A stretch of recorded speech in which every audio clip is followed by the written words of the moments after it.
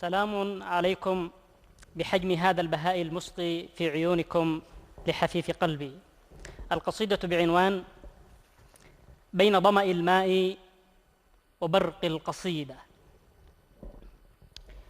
يا شارب الكأس يمم قلبي الآن، إني أرى الماء في كفيك ظمآنا.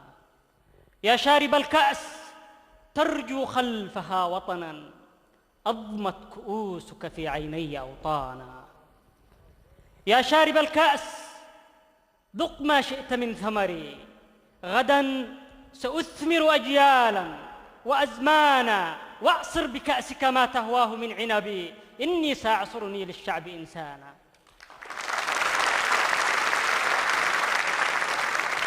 أنا الذي كلما يممت بارقة وجدت لي في نهود الغيم أشجانا، أحس أقدام هذا النهر تركض في صدري لتخرج للصحراء برهانا، وهاجسا كلما أشرعت نافذتي إلى فم الغيب أوحى في قرآنا، وهدهدا كلما بلقيسنا سجدت للشمس أيقظ في قلبي سليمانا.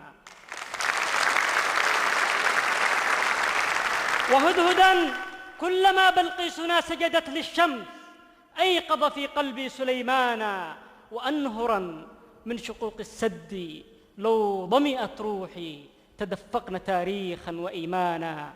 يا من تخاف صلاة البرق في لغتي، أصابع الماء لا يجرحن فنانا. بذرتها في شفاه القحط أغنية فأورقت في فضاء الله آذانا. يا شارب الكأس دعني أصطفي لفمي من كل أغنية في الغيب ألحانا، دعني أصلي بها حزني لأسمع في حناجر الماء والنيران سبحانا.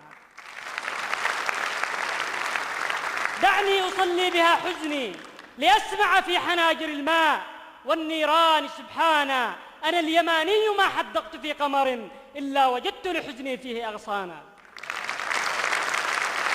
أنا اليماني ما حدقت في قمر إلا وجدت لحزني فيه أغصانا، ولا نظرت إلى نبع به رمد إلا منحت عيون النبع أجفانا. من بحة الصوت آتي أخضرا كدمي، ومن شفاهي يأتي الماء عريانا. من بحة الصوت آتي أخضرا كدمي، ومن شفاهي يأتي الماء عريانا. وكلما ذبلت شمس على شفة أشعلت من حكمتي في الشمس لقمانا. وكلما ذبلت شمس على شفة أشعلت من حكمتي في الشمس لقمانا، لأنني منذ أن سافرت عن جسدي أعشبت فوق ضفاف الروح سكانا. شكرا.